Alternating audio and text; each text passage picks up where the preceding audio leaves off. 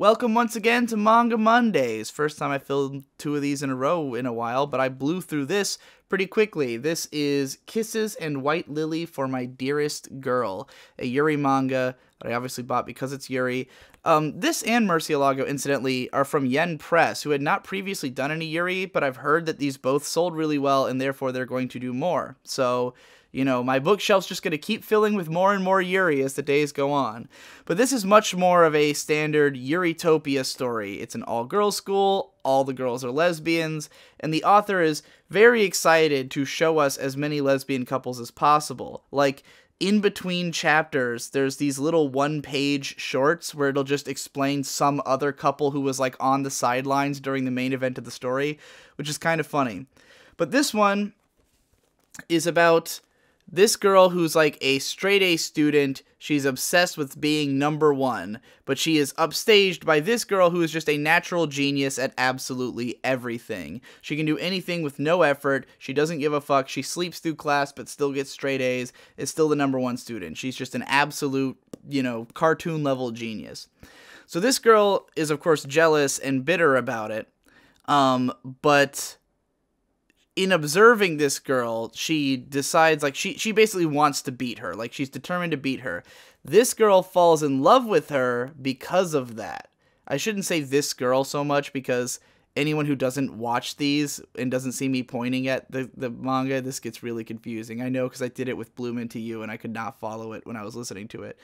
So we'll refer to them as Genius and Straight A's.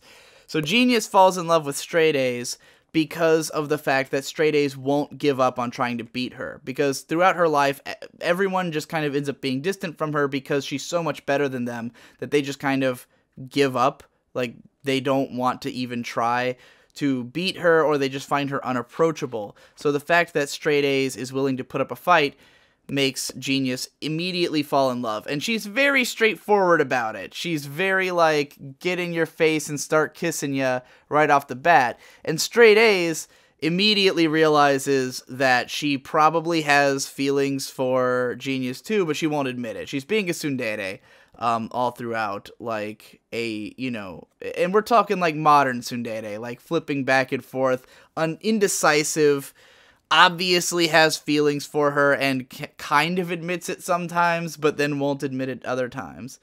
So, at the beginning, this is just kind of entertaining. The artwork's alright, kind of middle of the road, nothing all that special about it. Sometimes the panel layouts were a little confusing. There were moments where I had to take a second to, like, process what was going on the page, especially because there's a tendency to introduce characters, like important side characters at first just kind of seem like they're random classmates, and then eventually you realize that they are in fact important.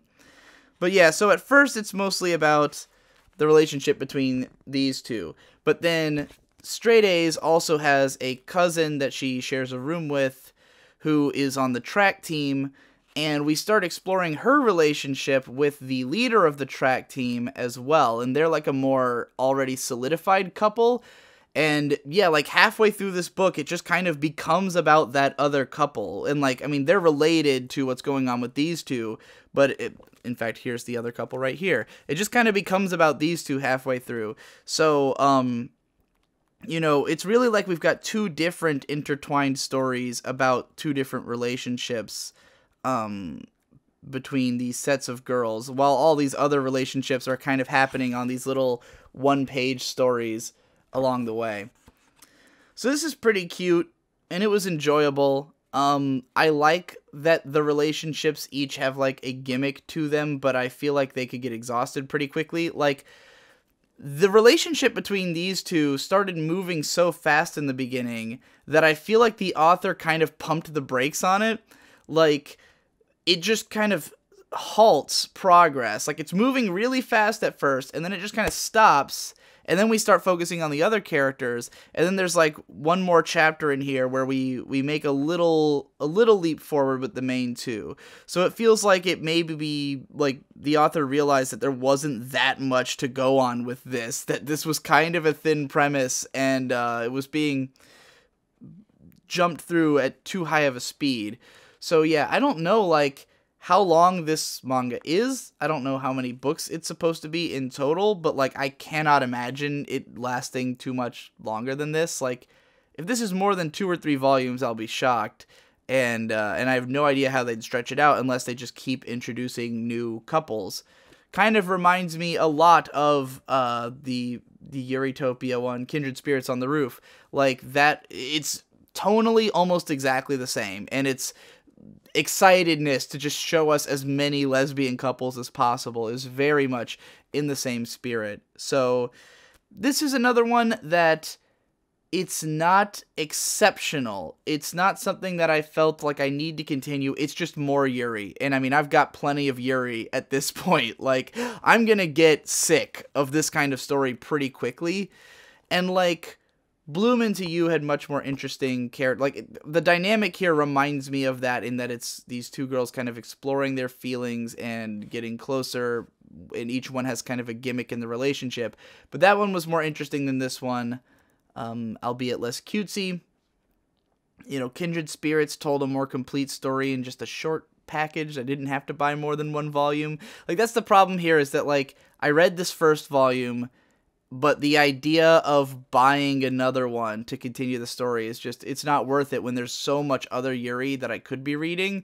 Like, there's might be a market saturation creeping up on us with this genre very quickly, because I've been going to Barnes & Noble, like, every couple of days for months now, and just, like, looking at all the new volume 1s that come out and buying them. And, like, a significant portion of what I've managed to pick up has been Yuri.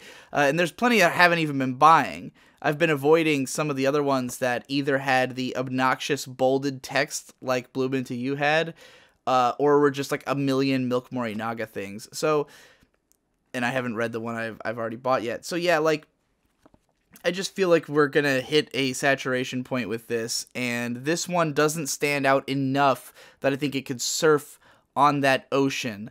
Like, this would be my, you know, if I keep buying Bloom Into You and finish it, and then I finish all those Milk Morinagas, and I kind of run out of all the other Yuris, maybe I'll get around to continuing this one, but it just does not break the mold of the genre. But still, if you're into Yuri, if you'll just consume all of it, if you like the Yuritopia stories where it's just every girl's in a relationship, give it a shot.